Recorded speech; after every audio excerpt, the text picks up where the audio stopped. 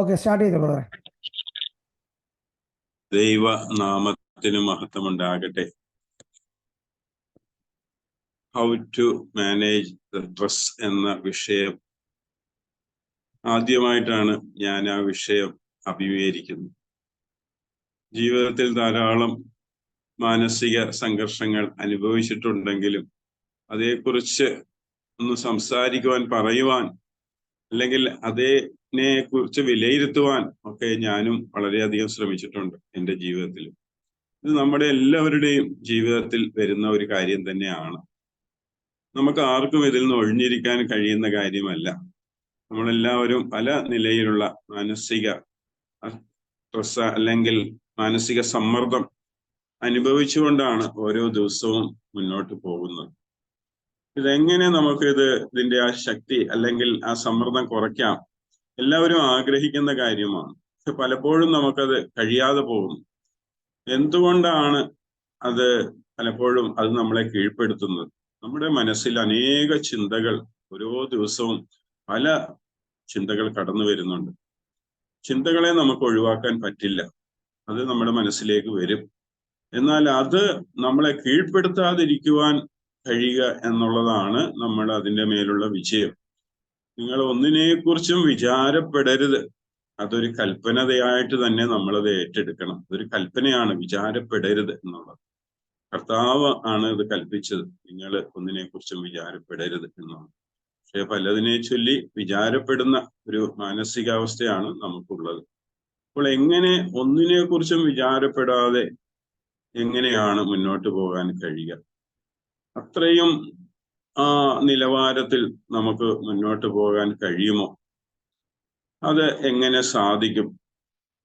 അതിനുള്ള ആ മാനസിക നില എങ്ങനെ കൈവരിക്കാൻ സാധിക്കും? നമ്മുടെ ചിന്തയിൽ പല വിഷയങ്ങളും പെട്ടെന്നാണ് നമുക്ക് പ്രയാസങ്ങൾ വരുന്നത്. ഞാൻ ഒന്ന് രണ്ട് എക്സാമ്പിള് അല്ലെങ്കിൽ ഉദാഹരണം നിങ്ങളുടെ മുമ്പിൽ കൊണ്ടുവരാൻ ആഗ്രഹിക്കുകയാണ്. ഈ കർത്താവ് ആണ് പറഞ്ഞത് വിചാരപ്പെടരുതെന്ന്. അത് പ്രാധാന്യം ആര് പറഞ്ഞു എന്നുള്ളതാണ്. അപ്പോൾ ആ പറയുന്ന കർത്താവ് അതിൻ്റെ പ്രാധാന്യം മനസ്സിലാക്കിയാണ് നമ്മളോട് പറയുന്നത്. നമുക്കതിന് തിരിച്ചറിയാൻ, അതായത് നമ്മളെ അത് ബോധ്യപ്പെടുത്തുവാൻ ദൈവം ശ്രമിക്കുന്നത് നമ്മുടെ മനസ്സ് കലങ്ങിപ്പോകും എന്നുള്ളത് കൊണ്ടാണ്. അല്ലെങ്കിൽ നമ്മുടെ ചിന്തകൾ കൂടിക്കഴിഞ്ഞാൽ, വിചാരത്തിന് അടിമപ്പെട്ട് കഴിഞ്ഞാൽ നമുക്ക് പെട്ടെന്ന് അസ്വസ്ഥരാകും, നമ്മൾ വികാരഭരിതരാകും, നമ്മുടെ ചിന്തകളെ നിയന്ത്രിക്കാൻ കഴിയാതെ ആകും. നമ്മൾ പലപ്പോഴും വ്യക്തിപരമായിട്ട് നമ്മുടെ ജീവിതത്തിൽ അനേക തെറ്റായ കാര്യങ്ങൾ അല്ലെങ്കിൽ സംസാരത്തിലും പെരുമാറ്റത്തിലും ശാരീരിക ഭാഷയിലും ഒക്കെ അത് വെളിപ്പെടുവാനിടയാകും. നമ്മുടെ അസ്വസ്ഥത നമുക്കത് നിയന്ത്രിക്കാൻ പിന്നീട് എളുപ്പമല്ല. അപ്പോൾ ഇത് ഉത്ഭവത്തിൽ തന്നെ അതിനെ എങ്ങനെ നിയന്ത്രിക്കണം എന്നുള്ളതാണ് അതിൻ്റെ ആ കൽപ്പനയുടെ പ്രാധാന്യം. വിചാരപ്പെടരുത് ഒന്നിനെക്കുറിച്ചും. അപ്പോൾ ആ ഒന്ന് പോലും അത് ദൈവം അതിന് വളരെ പ്രാധാന്യത്തോടെ കൽപ്പിക്കുമ്പോൾ പലപ്പോഴും നമ്മൾ ഇങ്ങനെയുള്ള കാര്യങ്ങൾ അത്ര ശ്രദ്ധാലുക്കളല്ല. നമ്മൾ പല കൽപ്പനകളും മറ്റു കൽപ്പനകൾക്കാണ്, അല്ലെങ്കിൽ ധാർമ്മികമായ പല കൽപ്പനകൾക്കുമാണ് നമ്മൾ പ്രാധാന്യം കൊടുക്കുന്നത്. അതൊക്കെ ശ്രദ്ധിക്കാൻ നമ്മൾ ശ്രമിക്കും. എന്നാൽ ഇങ്ങനെയുള്ള കൽപ്പനകൾ നമ്മളോടുള്ള ബന്ധത്തിൽ വളരെ പ്രാധാന്യമാണ്. നമ്മുടെ മനസ്സ് അല്ലെങ്കിൽ മനസ്സിന്റെ നിലവാരം, മാനസിക നില വളരെ പ്രാധാന്യമാണ്. അതുകൊണ്ടാണ് ദൈവകൽപ്പന നമ്മൾ ആ കാര്യത്തിൽ സൂക്ഷിക്കേണ്ടതിന്റെ ആവശ്യകത. ആ നിലയിൽ ഒന്ന് രണ്ട് സംഭവങ്ങൾ ബൈബിളിന്റെ അടിസ്ഥാനത്തിൽ നിങ്ങളുടെ ശ്രദ്ധയിൽ കൊണ്ടുവരാനും ആ വ്യക്തികൾ അനുഭവിച്ച മാനസിക സംഘർഷം, അവരുടെ ജീവിതത്തിലുണ്ടായ അനുഭവങ്ങളുടെ വെളിച്ചത്തിൽ നമ്മളൊന്ന് പരിശോധിക്കുവാനും ആണ് ആഗ്രഹിക്കുന്നത്. ഒന്ന്, കർത്താവും ശിഷ്യന്മാരുമായിട്ട് യാത്ര ചെയ്യുന്ന ഒരു സന്ദർഭമാണ്. മർക്കോസിന്റെ സുവിശേഷം 4-ാം അധ്യായം പരിശോധിച്ചാൽ നമ്മൾക്ക് ആ ഭാഗത്ത് അത് കാണാൻ കഴിയുന്നതാണ്. നമ്മളത് ഒന്ന് പരിശോധിച്ച് ആ ഭാഗത്തുണ്ടായ സംഭവങ്ങളെ ഒന്ന് വിശകലനം ചെയ്ത് നമുക്ക് മുന്നോട്ട് പോകാം. മർക്കോസിന്റെ സുവിശേഷം 4-ാം അധ്യായം. അത് സന്ധ്യയായി കർത്താവ് ശിഷ്യന്മാരോട് പറഞ്ഞു, അക്കരയ്ക്ക് പോകാം എന്ന് പറഞ്ഞു. അവര് യാത്ര പുറപ്പെട്ടു. നേരം ഒന്നും ഒരു പ്രശ്നമില്ല, എല്ലാം യാത്രയൊക്കെ സുഖമായിട്ട് മുന്നോട്ട് പോകുന്നു. പെട്ടെന്ന് ഒരു കാറ്റും ചുഴലിക്കാറ്റൊക്കെ ഉണ്ടായി. സാഹചര്യങ്ങളൊക്കെ മാറി മറിഞ്ഞു. അവര് പോകുന്ന ആ പടക് മുങ്ങുവാനുള്ള ആ സാഹചര്യത്തിലേക്ക് വരെ എത്തിച്ചേരുന്നു. പെട്ടെന്നുണ്ടാകുന്ന സംഭവങ്ങളാണ്. പെട്ടെന്ന് നമ്മുടെ ജീവിതത്തിൽ ഇങ്ങനെയുള്ള പ്രതികൂല സാഹചര്യങ്ങൾ, കാറ്റും കോളും ഒക്കെ വരുമ്പോൾ നമ്മുടെ മനസ്സ് വല്ലാതെ പതറിപ്പോകും എന്നുള്ളത് വളരെ നാം ചിന്തിക്കേണ്ട ഒരു കാര്യമാണ്. അവിടെ എങ്ങനെ നമുക്ക് ആ അവസ്ഥയെ മറികടക്കാൻ അല്ലെങ്കിൽ എങ്ങനെ സാധിക്കും എന്നുള്ളതാണ്.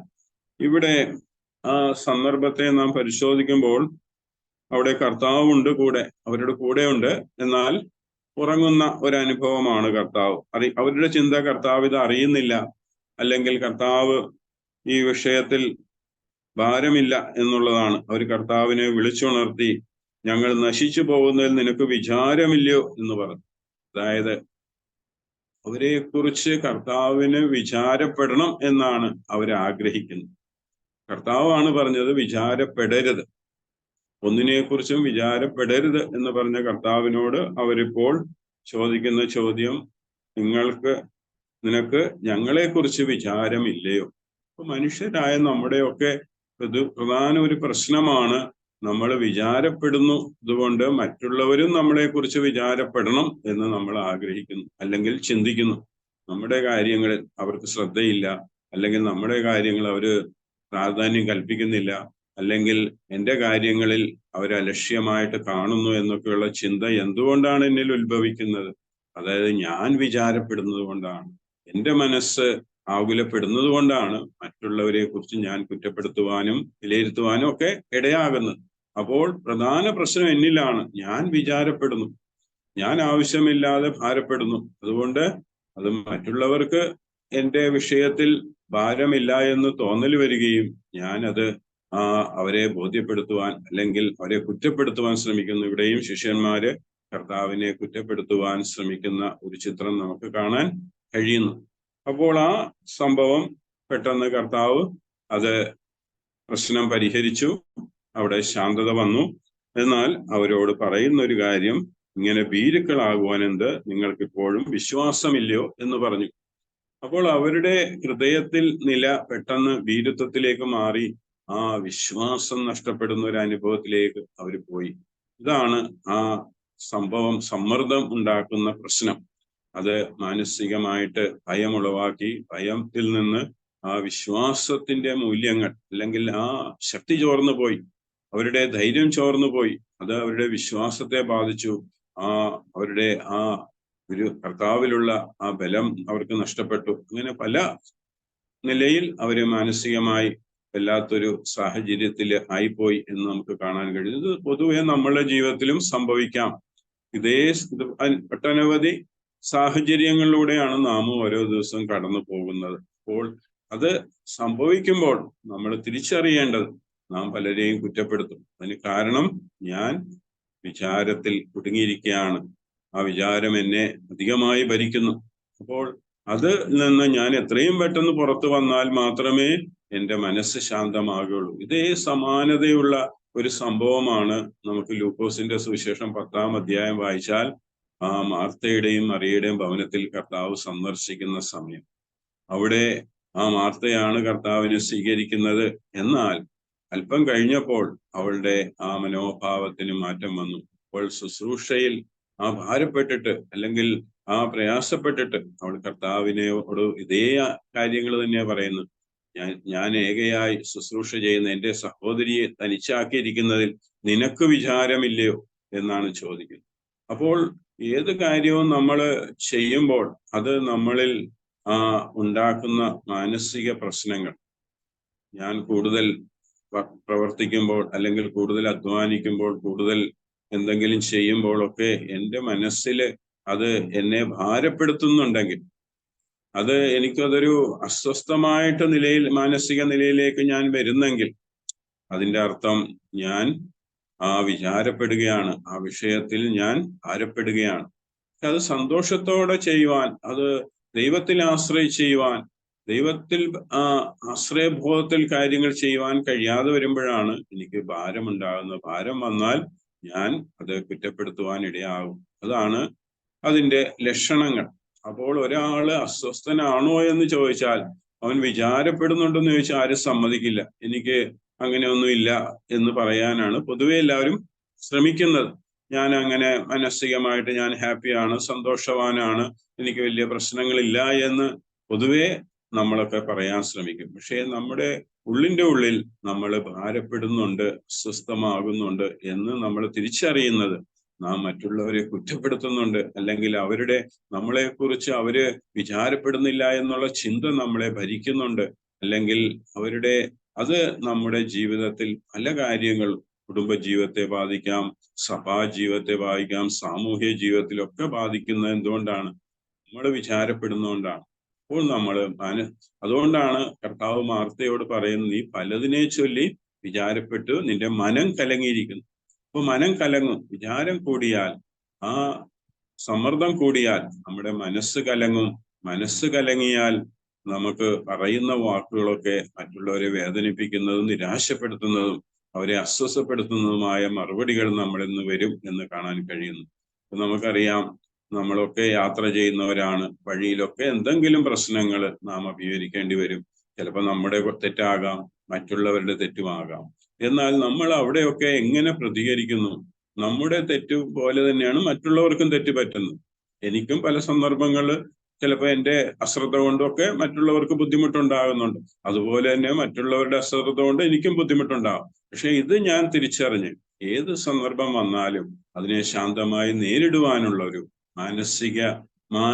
മാനസികാവസ്ഥ നമ്മുടെ ജീവിതത്തിൽ നമ്മൾ ആർജിച്ചെടുക്കേണ്ടത് ആവശ്യമാണ്. അല്ലാതെ കുറ്റപ്പെടുത്തുവാൻ, അവരോട് കയർത്തുവാനൊക്കെ നമുക്ക് എളുപ്പം കഴിയും.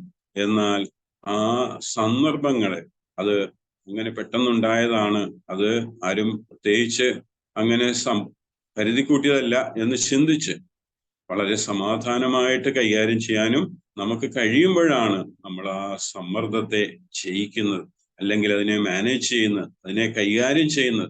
ആ സന്ദർഭങ്ങൾ എങ്ങനെ കൈകാര്യം ചെയ്യുന്നു, അത് വിജയകരമായി കൈകാര്യം ചെയ്യാൻ സാധിക്കും. അല്ലെങ്കിൽ അതിനെ ശരിയായ നിലയിൽ കൈകാര്യം ചെയ്യണം എന്നുള്ളതാണ് ദൈവിക പരിജ്ഞാനം എന്ന് പറയുന്നത്. ദൈവത്തിൽ നിന്ന് പ്രാപിക്കുന്ന പരിജ്ഞാനമാണ് നമുക്ക് ആ കാര്യങ്ങളെ വിജയകരമായി കൈകാര്യം ചെയ്യുന്നത്.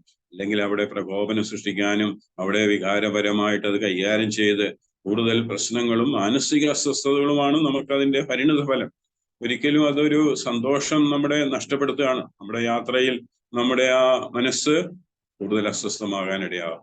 അതുകൊണ്ട് അങ്ങനെയുള്ള സന്ദർഭങ്ങളൊക്കെ നമ്മുടെ ജീവിതത്തിൽ പല നിലയിൽ വരും.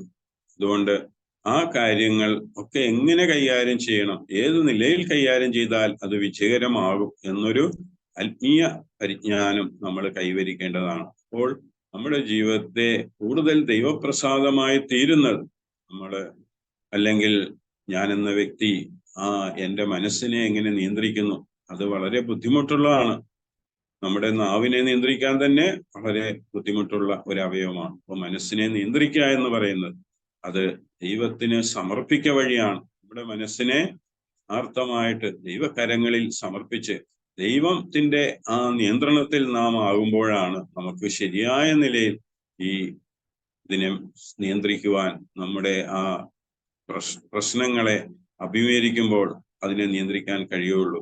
ഇത് എല്ലാവർക്കും ബാധകമായ കാര്യമാണ്. ഏത് പ്രായക്കാരെ അപേക്ഷിച്ച് നോക്കിയാലും എല്ലാവർക്കും ഇത് ബാധകമാണ്. ചെറിയ കുട്ടികൾ മുടങ്ങി എല്ലാവരും പല നിലയിൽ അവരുടേതായ മാനസിക സംഘർഷങ്ങൾ അവർ അഭിമുഖീകരിക്കുന്നുണ്ട് എന്നുള്ളത് വാസ്തവമാണ്. അപ്പോൾ അത് ചെറുപ്രായത്തിൽ തന്നെ നമ്മൾ അഭ്യസിപ്പിക്കേണ്ട, അല്ലെങ്കിൽ പരിശീലിക്കേണ്ട, നമ്മുടെ ജീവിതത്തിൽ അത് വരുത്തുന്ന വിനകളും ദോഷങ്ങളും തിരിച്ചറിഞ്ഞ് നമ്മൾ വളരെ ശ്രദ്ധാപൂർവം അതിനെ മുന്നോട്ട് അഭ്യസിപ്പിക്കേണ്ടത് ആവശ്യമാണ്.